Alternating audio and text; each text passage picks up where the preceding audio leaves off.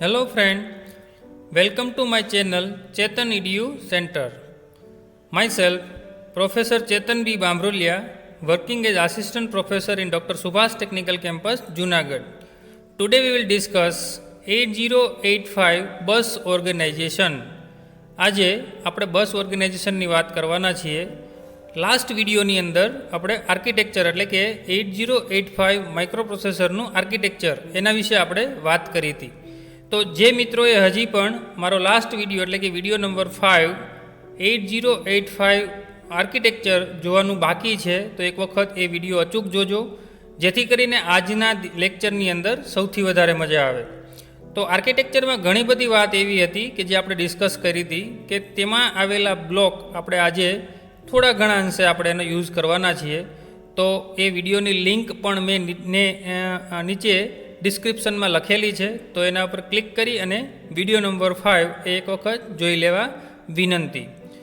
અને જે લોકો નવા છે કે જેને હજી મારી ચેનલ સબસ્ક્રાઈબ કરવાની બાકી છે તે સબસ્ક્રાઈબ કરજો, જેથી કરીને નવા આવનારા વિડીયો પણ તમને મળતા રહે.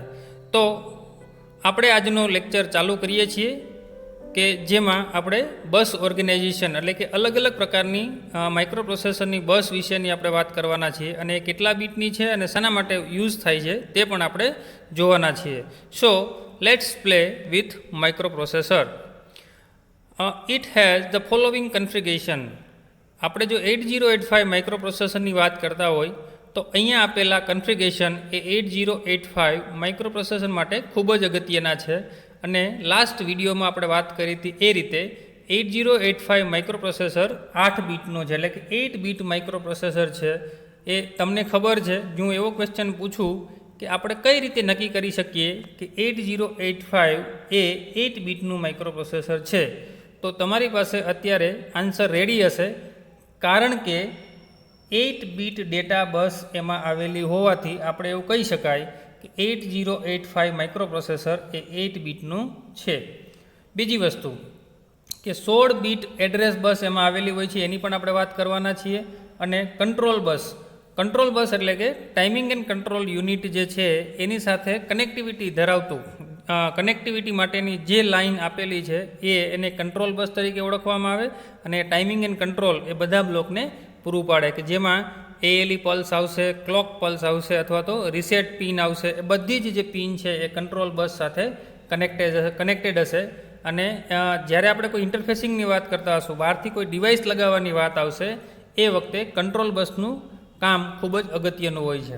તો આપણે ચાલુ કરીએ કે સૌથી પહેલાં તો ખૂબ જ ઇઝી રીતે આપણે એક બ્લોક ડાયાગ્રામ જોવાના છીએ. મિત્રો, અહીંયા તમે જે જોઈ રહ્યા છો આ પિન અને આ IC એ આપણો કોર્સ એટલે કે આપણો જે 8085 માઇક્રોપ્રોસેસર કેવું હોય તો અહીંયા તમે એનું IC જોઈ શકો છો કે જ્યારે પણ પ્રેક્ટિકલી તમે IC જોશો ત્યારે આ ટાઈપની હશે કે જેમાં 40 પિનની IC છે કે 20 પિન છે આ સાઈડમાં હશે અને 20 પિન છે આ બંને બાજુ 20 પિન જે છે એમાં ICની અંદર હશે. સબ્જેક્ટના અંતે આપણે દરેક પિનના નામ અને એના ફંક્શન આપણે એના વિશે જાણતા હશું. તો અત્યારે આપણે એક સિમ્પલ IC છે, કોઈ પણ IC જ્યારે આપણે જોઈએ છીએ ત્યારે તમને અહીંયા એક નોચ જોવા મળે છે કે એ ઇન્ડિકેશન માટે હોય છે કે એ ઉપરનો ભાગ છે. અને સૌથી પહેલાં યાદ રાખજો કે નોચની આ બાજુથી એટલે કે અહીંયાથી આપણે 1 2 3 4 5 અપ ટુ 20 એ રીતે યાદ રાખવાનું છે. અને અહીંયાથી પછી 21 2 3 4 અપ ટુ 40 એટલે કે 40 પિનની IC છે અને આ રીતે આપણે નામ આપશું 1 2 3 4 5 21 20 અપ ટુ 40. આ યાદ રાખજો. આપણે નેક્સ્ટ વિડીયોની અંદર આવતા વિડીયો જે છે એમાં પિન ડાયાગ્રામની વાત આવશે, એ વખતે વધારે ડિસ્કસ કરશું. તો આ એક IC છે કે જે 8085ના બસ ઓર્ગેનાઇઝેશનમાં આપણે લગાવીએ છીએ. હવે બસ ઓર્ગેનાઇઝેશનમાં આપણે કઈ કઈ વસ્તુ જોડવાના છે તો સૌથી પહેલાં તો આપણને ખબર છે મેમરી કાર્ડ. એટલે અહીંયા મેમરી કાર્ડ તમને એક્ઝામ્પલ માટે આપેલું છે, અહીંયા મેમરીનો બ્લોક છે એવું આપણે સમજશું. આ એટલા માટે અહીંયા મેં રાખેલું છે જેથી કરીને આપણે ઇઝીલી યાદ રહે કે અહીંયા કંઈક મેમરી રિલેટેડ બ્લોક છે. તો એના પછી જો આપણે વાત કરીએ તો ઇનપુટ ડિવાઇસ.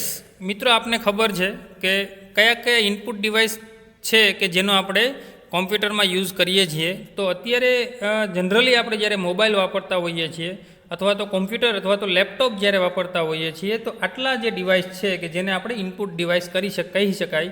તો અહીંયા ઇનપુટ ડિવાઇસ રાખવાનું એટલું જ રીઝન છે કે અહીંયા આપણો જે બ્લોક છે એ ઇનપુટને રિલેટેડ કંઈક બ્લોક છે એવું આપણે યાદ રાખવા માગીએ છીએ. તો અહીંયા તમે જોઈ શકો છો માઉસ લગાવેલું છે, કીબોર્ડ છે, વેબકેમ છે, કેમેરા છે, માઇક છે, કે જે બધા ઇનપુટ ડિવાઇસ તરીકે આપણે લઈ શકાય કે જે કોઈ પણ ડેટા કોમ્પ્યુટરને આપવા માટે સક્ષમ હોય છે. તો ઇનપુટ ડિવાઇસની વાત કરશું, એના પછી આવશે આઉટપુટ ડિવાઇસ.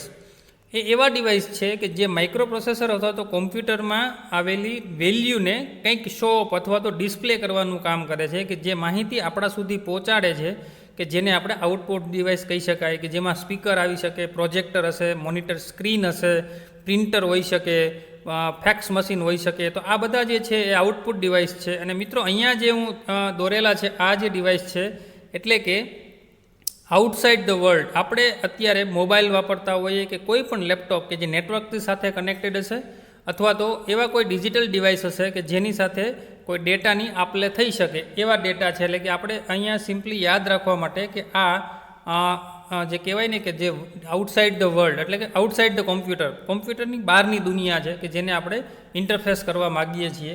તો જ્યારે આપણે 8085 બસ ઓર્ગેનાઇઝેશનની વાત કરીએ ત્યારે સૌથી પહેલી શરૂઆત આપણે આ રીતે યાદ રાખશું કે સૌથી પહેલો કંઈક માઇક્રોપ્રોસેસર આવશે કે જેની આપણે ચીપ લગાવવાના છીએ, પછી મેમરી રિલેટેડ કંઈક પણ ડિવાઇસ આવશે, ઇનપુટ ડિવાઇસની વાત આવશે, આઉટપુટ ડિવાઇસ અને એટલે કે આઉટસાઇડ ધ વર્લ્ડ. એટલે કે આટલી મેઇન બેઝિક કોન્સેપ્ટ છે એ યાદ રાખવા માટે. તો first of all you have to remember 8085 this block diagram, then memory block, then input block, then output block, and last one is outside the world. તો check કરીએ કે અહીંયા જે આપણે વાત કરીએ છીએ એ બીજું કંઈ જ નથી. આપણું જે બ્લોક હતો મેમરીનો એને આપણે MPU 8085 લખશું, માઇક્રો પ્રોસેસર યુનિટ. હવે આપણને અત્યારે કદાચ એવું થઈ શકે કે આ D0, D7, A0, A15 એ શું છે? તો સૌથી પહેલાં જ્યાં પણ આપણે D0 આવશે, D આવશે મતલબ it indicate the data and this A indicate the address. એટલે કે માઇક્રોપ્રોસેસરમાં બે અલગ અલગ બસ છે કે જે એક ડેટા બસ છે અને બીજી છે એડ્રેસ બસ. એની આપણે લાસ્ટ લેક્ચરમાં ડેટા અને એડ્રેસ બસની વાત કરેલી હતી. અહીંયા ફરીથી એક વખત રિવાઇઝ કરું છું કે ડેટા બસ જે છે એ D0 to D7 છે અને એડ્રેસ બસ જે છે એ A0 to A15. એટલે કે નેક્સ્ટ જ્યારે આપણે વાત હમણાં થોડી જ વારમાં બંનેને ડીપલી આપણે જોવાના છીએ કે ડેટા બસ શું છે અને એડ્રેસ બસ શું છે અને બંનેમાં શું ડિફરન્સ હોય. તો મિત્રો અહીંયા આપણે જે મેમરી કાર્ડ બતાવેલું હતું એને આપણે મેમરીના બ્લોકમાં કન્વર્ટ કરેલો છે, મેમરી બ્લોક છે. Next one is input block, then output block. તો બેઝિક બ્લોક ડાયાગ્રામની શરૂઆત દોરવાની, બસ ઓર્ગેનાઇઝેશન દોરવાની વાત આવશે ત્યારે સૌથી પહેલાં એક મેમરીનો બ્લોક માઇક્રોપ્રોસેસરનો બ્લોક દોરશું. એના પછી મેમરીનો આવશે, ઇનપુટ બ્લોક અને આઉટપુટ બ્લોક. આ 4 બ્લોક છે એ મોસ્ટ ઇમ્પોર્ટન્ટ છે. દોર્યા પછી સૌથી પહેલી આપણે વસ્તુ આવશે કે એડ્રેસ બસ. 3 બસ આપણે દોરવાના છીએ. એમાં સૌથી પહેલી બસ જે છે એ એડ્રેસ બસ દોરશું કે જે તમે જોઈ શકો છો. દેન ડેટા બસ જે છે એની પણ આપણે ખૂબ જ જરૂરિયાત હોય છે. તો you have to draw the data bus. Then last one is control bus. હવે અહીંયા જે એરોની ડાયરેક્શન છે એનું પણ સ્પેસિફિક રીઝન છે કે કઈ રીતે ડ્રો કરવું એ પણ આપણે ડિસ્કસ કરીએ હમણાં. તો હવે તમે જોઈ શકો છો કે અહીંયા આપણે લગાવેલું છે, માઇક્રોપ્રોસેસર જ લગાવેલો છે, એની સાથે જ આપણે કનેક્શન કરીએ છીએ. તો જોઈ શકો છો જે વ્હાઇટ કલરનો એરો એડ્રેસ બસમાં યુનિડાયરેક્શનલ છે. તો એનો મતલબ શું થશે કે હંમેશા એડ્રેસ બસ એક જ ડાયરેક્શનમાં ડેટા મોકલવાનું કામ કરશે. મતલબ કે you have to remember address bus is unidirectional. હંમેશા ડેટા માઇક્રોપ્રોસેસરમાંથી પેરિફેરલ બાજુ એટલે કે આ ડાયરેક્શનમાં જ ડેટા ટ્રાન્સફર થશે. એટલે કે એને કહેવાય યુનિડાયરેક્શનલ ડેટા ફ્લો. હવે તમે જોઈ શકો છો data bus is bidirectional એટલે કે બંને બાજુ તમે એરો જોઈ શકો છો. એનો મતલબ શું થશે કે આ એવી બસ છે કે જેમાં ડેટા બંને બાજુ ટ્રાન્સફર થઈ શકે. કાં તો તમે માઇક્રોપ્રોસેસર બાજુ ટ્રાન્સફર થતા હશે અથવા તો માઇક્રોપ્રોસેસરમાંથી કોઈ બહારના ડિવાઇસ બાજુ છે એ ડેટા ટ્રાન્સફર થતા હશે. એટલે કે એડ્રેસ બસ છે યુનિડાયરેક્શનલ છે અને ડેટા બસ જે છે એ બાય ડાયરેક્શનલ છે એવું કહી શકાય. હવે control bus is also always unidirectional, એટલે કે હંમેશા માઇક્રો પ્રોસેસર કંટ્રોલ આપશે અને પેરિફેરલ એટલે કે આ બધા ડિવાઇસ એને ફોલો કરશે, એટલે કે કંટ્રોલ જે આપે છે ત્યાંથી ડેટા છે એ આ બાજુ જતા હોય. સમજાય છે? તો એક જ ડાયરેક્શનમાં છે ડેટા ફ્લો થતા હશે. તો હવે શોર્ટ ક્વેશ્ચન આવી શકે, તમને પૂછી શકે કે address bus is a unidirectional or bidirectional? તો તમારો આન્સર આવશે always unidirectional. Data bus is bidirectional and control bus is unidirectional. So you have to remember bidirectional and unidirectional of this bus, address bus, data bus and control bus. ખ્યાલ આવી ગયું? ક્યાંય પણ તમારે લખવું હોય તો તમે નોટબુકની અંદર લખી લેજો, જેથી કરીને જ્યારે પણ શોર્ટ ક્વેશ્ચનની વાત આવે ત્યારે તમને એ યાદ રહે. તો 3 બસ ક્લિયર થઈ, એડ્રેસ બસ, ડેટા બસ અને કંટ્રોલ બસ. હવે આ બ્લોક સાથે કઈ રીતે લગાવવાનો છે એની આપણે વાત કરીએ. તો જ્યારે પણ મેમરીની વાત આવશે ત્યારે એડ્રેસ બસ છે એ બધા સાથે કનેક્ટેડ હશે. Address bus is connected with all 3 block, means કે મેમરી સાથે એ યુનિડાયરેક્શનલી કનેક્ટેડ હશે, ઇનપુટ સાથે કનેક્ટેડ હશે અને આઉટપુટ સાથે પણ એ કનેક્ટેડ હશે. એટલે તમે કહી શકો કે A0 થી A15 ડાયરેક્ટલી મેમરી સાથે પણ કનેક્ટેડ છે, ઇનપુટ સાથે પણ કનેક્ટેડ છે અને આઉટપુટ બ્લોક સાથે પણ કનેક્ટેડ છે. હવે અહીંયા જે એરો જાય છે મતલબ કે આના સિવાયના વધારાના તમારે કોઈ ડિવાઇસ તમે લગાવતા હોય તો તમે એને એડ્રેસ બસ છે એ આપી શકો, એટલા માટે આ એરો બહારની બાજુ તમને જોઈ શકો છો. તો ખ્યાલ આવી ગયો મિત્રો? ખૂબ જ ઇઝી રીતે એડ્રેસ બસ છે એ બધા જ એડ્રેસ બસ એ બધા બ્લોક સાથે કનેક્ટેડ છે, બધી જ લાઇન છે એ કનેક્ટેડ છે અને એ કઈ રીતે? યુનિડાયરેક્શનલી કનેક્ટેડ છે, એટલું યાદ રાખવાનું. હવે આવશે ડેટા બસની વાત. તો data bus is also connected two memory block, input block and output block. પણ અહીંયા થોડુંક આપણે એવું યાદ રાખશું કે મેમરી સાથે એ બાય ડાયરેક્શનલી કનેક્ટેડ છે, એટલે કે બંને બાજુ એરો તમે જોઈ શકો છો. એનો સિમ્પલ મતલબ એવો થાય કે કાં તો તમે મેમરીની અંદર ડેટા છે સ્ટોર કરતા હોય, અથવા તો if you want to take the data from memory, એટલે કે મેમરીમાંથી માઇક્રો પ્રોસેસરમાં ડેટા લેતા હોય તો એ વખતે તમારે 2 વે ઓપરેશન, લોડ ઓર સ્ટોર, બંને ડાયરેક્શનની અંદર ડેટા છે ટ્રાન્સફર કરવાની જરૂર પડે. એટલે કે મેમરી સાથે બંને બાજુ એટલે કે એરો બાય ડાયરેક્શનલી તમારે કનેક્ટ કરવાનો થશે.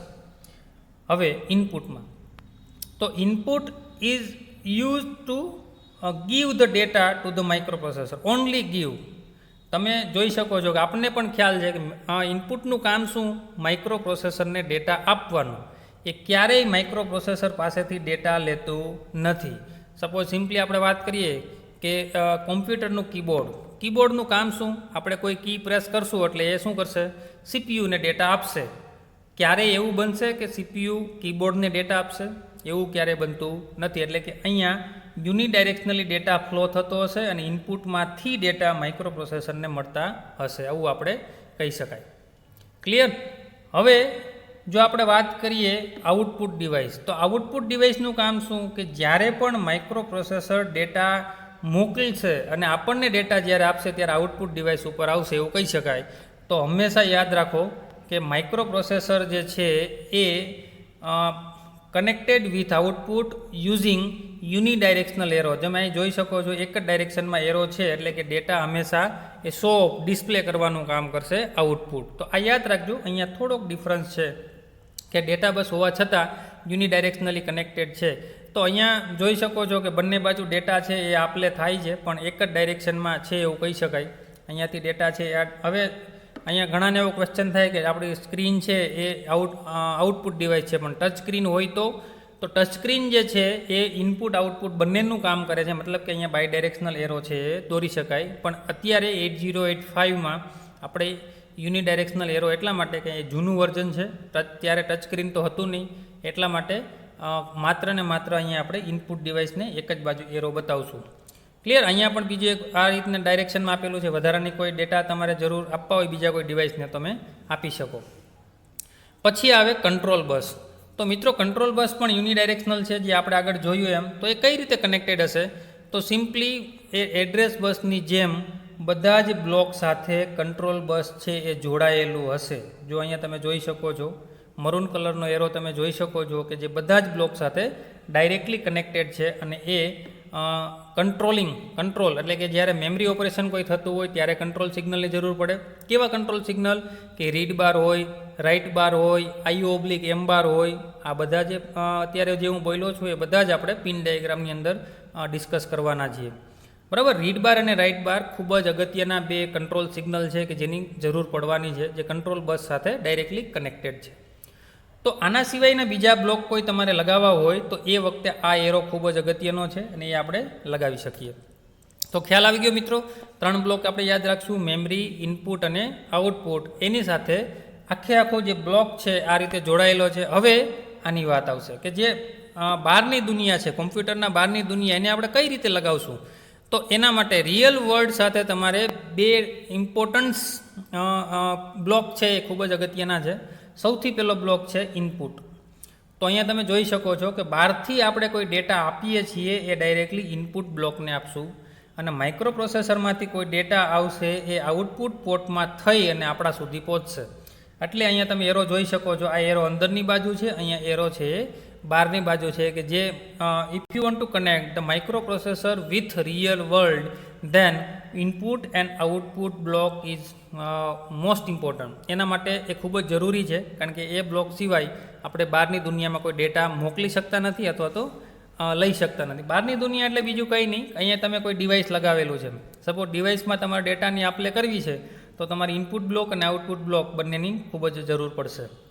તો મિત્રો અત્યારે આપણો જે બ્લોક ડાયાગ્રામ તૈયાર થઈ ગયો છે, કે તમારે સ્ક્રીનશોટ લેવો હોય તો તમે લઈ શકો છો, કે જે તમારી નોટબુકની અંદર તમારે ડ્રો કરવાનું છે. અને બસ ઓર્ગેનાઇઝેશનનો ક્વેશ્ચન જ્યારે પણ પૂછાય અથવા તો તમારે લખવાની વાત આવે, then you have to draw this block diagram of 8085 bus organization. હવે આપણે એક પછી એક એડ્રેસ બસ શું છે, ડેટા બસ શું છે અને કંટ્રોલ બસ શું છે એની આપણે થોડીક ડિસ્કશન કરીએ, કે જેથી કરીને આપણે આઈડિયા આવે કે 8085ની અંદર એડ્રેસ બસ શું હોય અને કેટલી હોય. તો જોઈએ એડ્રેસ બસ. જો આ બધા જ point you have to remember and you have to write in your notebook so you can remember easily. તો સૌથી પહેલો point, it consist the 16 address line A0 to A15. જો 0થી લઈ અને 15 સુધીની વાત આવે એટલે ટોટલ લાઇન કેટલી થશે? 16. તો 16 એડ્રેસ લાઇન છે. 16 address line is in 8085 microprocessor. Clear? પછી બીજો પોઈન્ટ આવશે યુનિડાયરેક્શનલ, કારણ કે હંમેશા એડ્રેસ બસની અંદર જે કંઈ એડ્રેસના ડાયરેક્શન છે એ હંમેશા યુનિડાયરેક્શનલ હશે. એટલે કે એક જ દિશામાં એમાં ડેટા છે એ ફ્લો થતો હશે. The address bit are always sent from the MPU to peripheral. એટલે કે જો હવે પેરિફેરલ એટલે શું? બહારના કોઈ આપણે ડિવાઇસ લગાવીએ બધા પેરિફેરલ કહેવાય. એક્ઝામ્પલ માટે જો કોમ્પ્યુટરના પેરિફેરલની વાત કરું તો એમાં માઉસ આવે, કીબોર્ડ આવે, then printer. This all are peripheral device. બરાબર? ઘણા બધા આપણે વેબકેમ છે, પછી માઇક છે, સ્પીકર છે, બધા પેરિફેરલની અંદર આવી શકે. તો એડ્રેસ બસ હંમેશા યુનિડાયરેક્શનલ હશે. Device is in peripheral device in one direction, not reverse. એટલે કે હમણાં આપણે વાત કરીએ એમ રિવર્સિબલ ડેટા ટ્રાન્સફર થતા નથી. MPU use the address bus perform first function. એટલે કે જો હવે એડ્રેસ બસનું કામ શું છે, તો કે આઈડેન્ટિફાઈંગ એ પેરિફેરલ ઓર મેમરી લોકેશન. એટલે કે જો અહીંયા જ્યારે પણ આપણે ડેટા એડ્રેસ બસ લગાવશું એ વખતે પેરિફેરલ અથવા તો મેમરી લોકેશન જે છે એ 16 લાઇન છે, અને એના ઉપરથી એ નક્કી કરશે કે તમે કયું ડિવાઇસ કયા એડ્રેસ ઉપર લગાવેલું છે. હવે લાસ્ટ લેક્ચરમાં આપણે વાત કરી હતી એમ 16 તમારી પાસે એડ્રેસ લાઇન છે, તો મેક્સિમમ તમે કેટલી મેમરી એમાં લગાવી શકો અથવા તો ટોટલ મેમરી લોકેશન કેટલા થશે? તો you have to remember one equation 216. જ્યારે આપણે 216 કરીએ છીએ અને જે પણ તમારો આન્સર આવે છે એટલા તમે મેક્સિમમ એડ્રેસ લોકેશન કહી શકાય અથવા તો મેમરી લોકેશન છે એવું કહી શકાય. તો અહીંયા આપણે 216 કરીએ એટલે આવશે 65536, એટલે કે 64 કિલોબાઇટ જેટલી મેમરી આપણે માઇક્રોપ્રોસેસર 8085 સાથે લગાવી શકાય. હવે જ્યારે પણ મેમરીની વાત આવશે ત્યારે મેમરી લોકેશન ખૂબ જ અગત્યના હોય છે. અને if you want to draw the memory મેપિંગની જ્યારે વાત આવે ત્યારે લોકેશન ખૂબ જ અગત્યના હોય છે. હવે જુઓ અહીંયા લખેલું છે કે 00002 F એફ એફ 4 એફ લખેલા છે અને અહીંયા 4 જીરો છે. તો એક જીરો જે છે એ આ રીતે લખાય 0 0 0 0 અને એક એફ છે એને લખાય 1 1 1 1. આ બીસીડી એરિથમેટિક જે છે એની વાત કરીએ છીએ. જો એફ છે ને એટલે ટોટલ 4 1 થશે. આપણે આ ટોટલી ટેબલ ખ્યાલ છે કે એફને જ્યારે આપણે પણ બાઇનરીની અંદર લખીએ છીએ ત્યારે આ રીતે લખી શકાય. આનું વેઇટેજ હોય છે 1 2 4 એન્ડ 8. એટલે કે જો આપણે ઘણી વખત ટેબલ બનાવતા હોય 1 2 4 અને 8, જો અહીંયા કોઈ 1 આવે અને આ બધા 0 હોય તો આનું ઇક્વિવેલન્ટ થાય 8.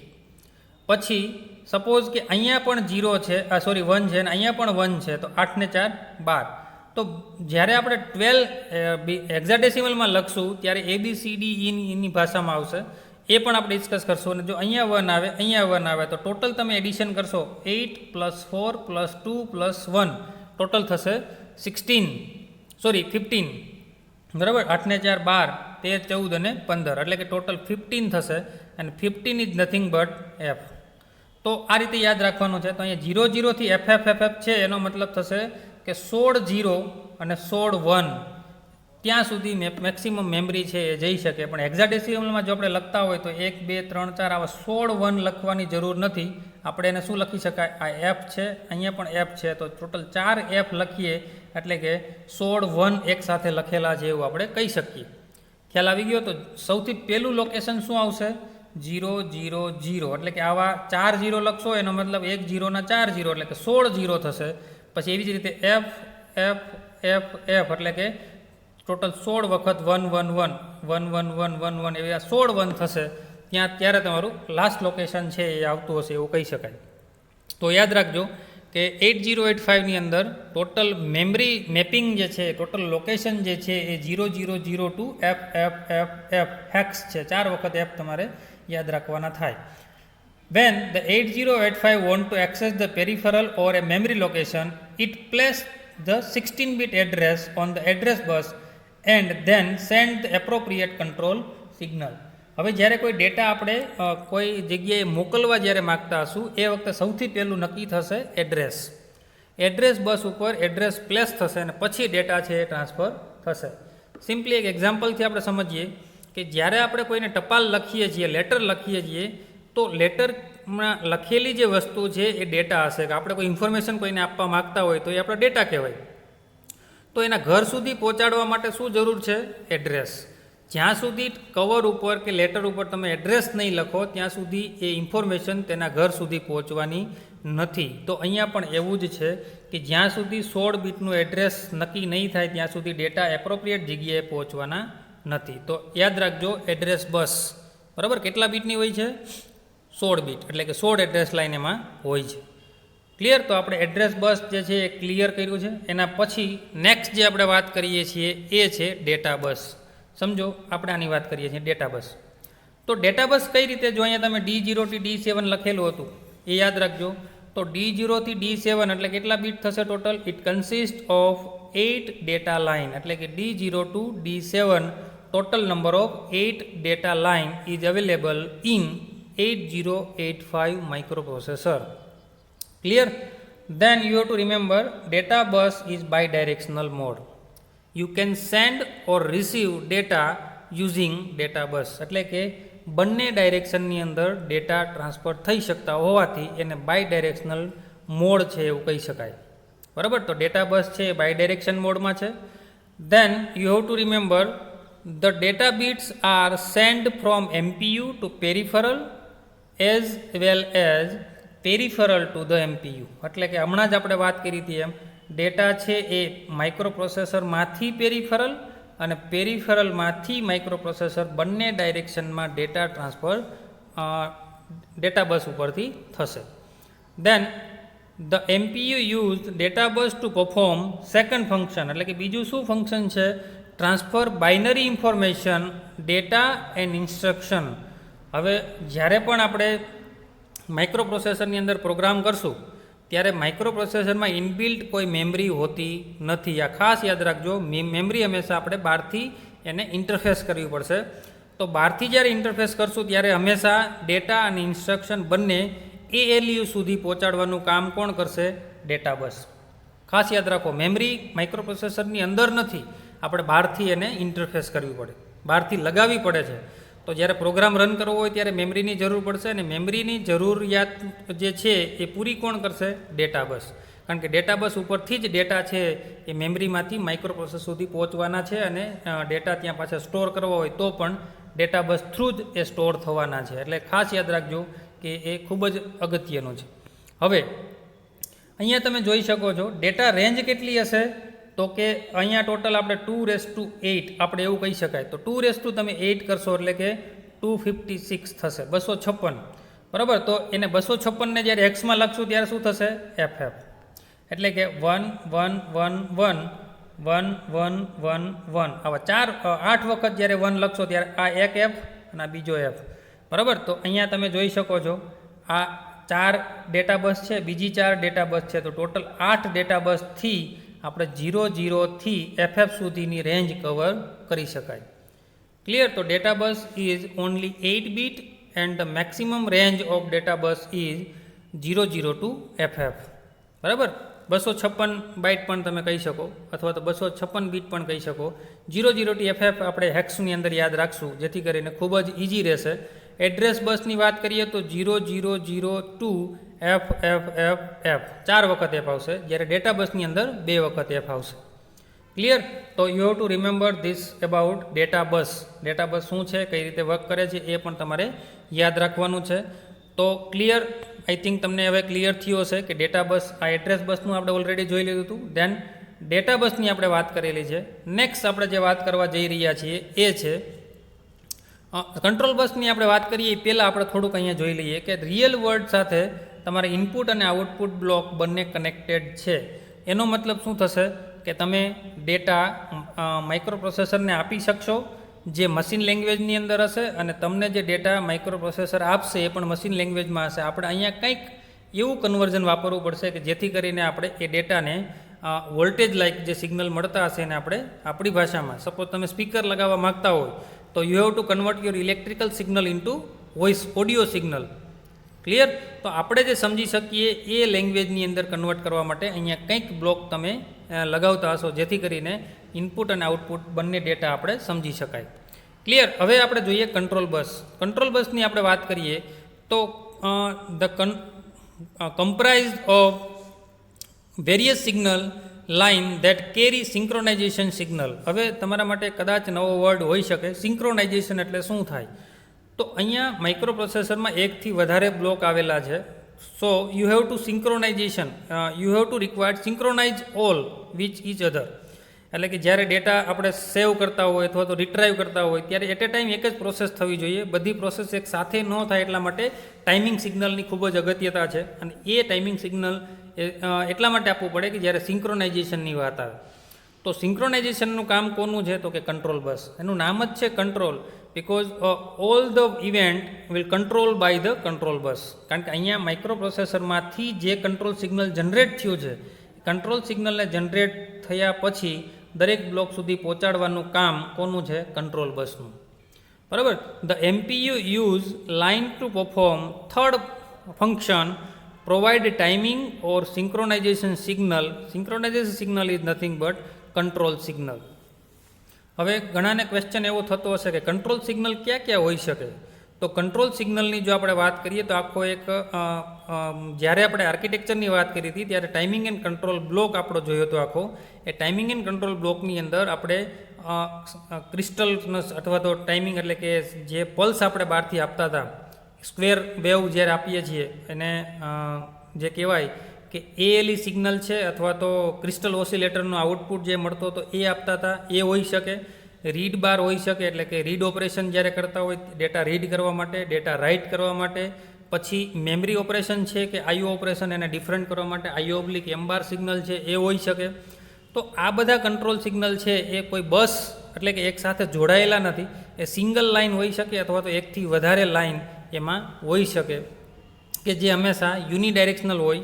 પણ જ્યારે એકનોલેજમેન્ટની વાત આવે, કોઈ એકનોલેજમેન્ટ સિગ્નલ જ્યારે માઇક્રોપ્રોસેસર સુધી પહોંચતું હશે તો એ રિવર્સ મોડમાં હોઈ શકે. So friend, you have to remember this 3 bus: address bus, data bus and control bus. Control બસની અંદર કંટ્રોલ સિગ્નલ આવશે, મેઇન એમાં સિંક્રોનાઇઝેશન અને ટાઈમિંગની વાત આવશે. ટાઈમિંગ ડાયાગ્રામ આપણે જ્યારે ડ્રો કરશું ત્યારે રીડ બાર અને રાઇટ બાર આપણે એમાં ડ્રો કરવાના છીએ, તો એ પણ આપણે યાદ રાખશું કે એની ખૂબ જ અગત્યતા છે. ઓકે, તો આપણે આગળનો જે વિડીયો છે જે મેં ઓલરેડી ડિસ્ક્રિપ્શનમાં આનું લિંક મોકલેલી છે વિડીયો નંબર 5ની, જેમાં આપણે આખા બ્લોક ડાયાગ્રામની વાત કરેલી છે. તો ફ્રેન્ડ્સ, એક વખત સૌથી પહેલાં તો આ વિડીયો જોજો.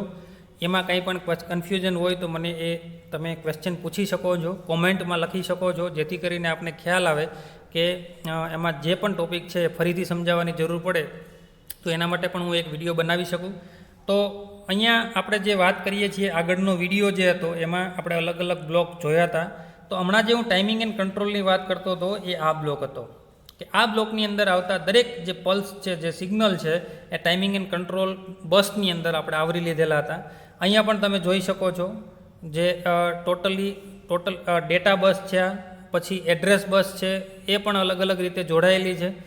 તો મિત્રો, તમે જ્યારે બ્લોક ડાયાગ્રામ જોતા હશો ત્યારે તો આવી બ્રોડર લાઇન જે છે, જે પહોળી લાઇન તમને દેખાય છે એ બસ છે, અને આ જે લાઇન છે એ સિંગલ લાઇન જે દોરેલી છે એ ટોટલી સિંગલ વાયર છે.